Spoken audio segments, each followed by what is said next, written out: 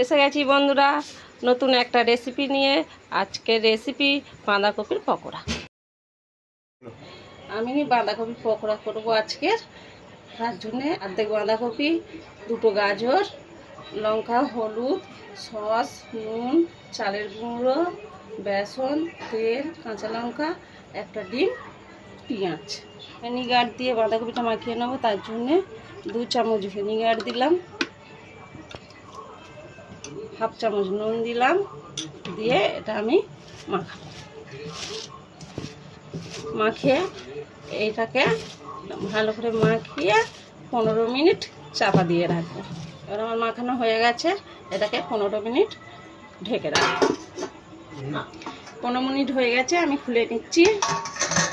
দেখেছেন কতটা নরম হয়ে গেছে, জল বেরিয়েছে। এবার আমি এটাকে নেগড়ে নেগড়ে তুলে নেব।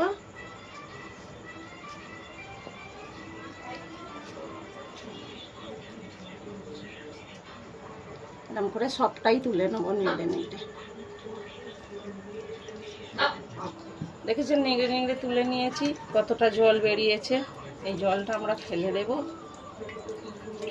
এগুলো সব ভালো করে নিয়ে নেব, নিয়ে জলটা। এবার আমরা পেঁয়াজ দেব।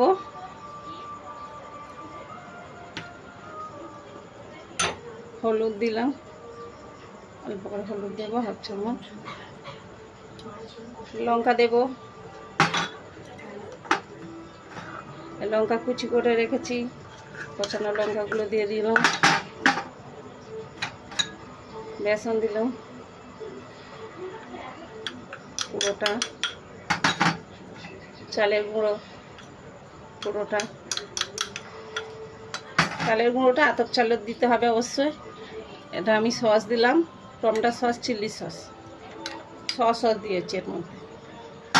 আর একটা ডিম।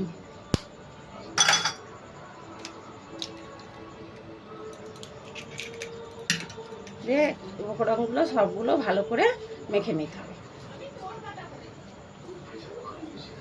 ভালো করে মিক্স করে নিতে হবে।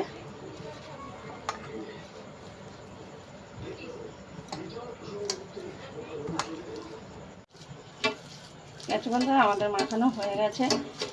এবার এই তেল বসিয়েছি, তেল গরম হয়ে গেছে। এবার আমি এটা ছাড়বো। আর আমি যেগুলো দিয়ে করেছি আপনারা সেইগুলো একবার দিয়ে করে বাড়িতে ট্রাই করবেন, খেয়ে দেখবেন সস দিয়ে করে কত সুন্দর লাগে খেতে। একবার খেলে বারবার খেতে ইচ্ছা করবে। দেখতে পাচ্ছেন আমি ছাড়ছি, তেল গরম হয়ে গেছে। এরকম করে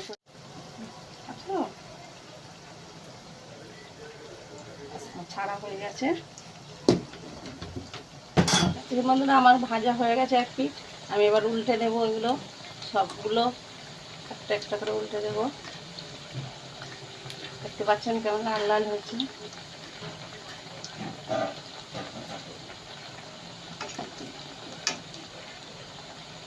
এই পিঠটা ভালো করে লাল করে ভেজে নেব। দেখতে পাচ্ছেন আমি কাঁটা চামচ দিয়ে করছি। কাঁটা চামচ দিয়ে উল্টাতে গেলে খুব সহজে উল্টে যায়। এটা লাল লাল করে ভেজে নিয়েছি, এবার আমরা তুলে নেব। দেখুন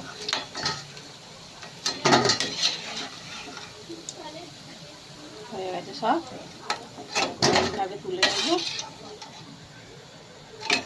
দেখুন কত সুন্দর হয়েছে। দেখতে পাচ্ছেন আমাদের পকোড়া তৈরি। এবার আমরা খাবো। আপনারা ঘরে অবশ্যই বানাবেন, বানিয়ে খেয়ে দেখে আমাদের কমেন্টে জানাবেন।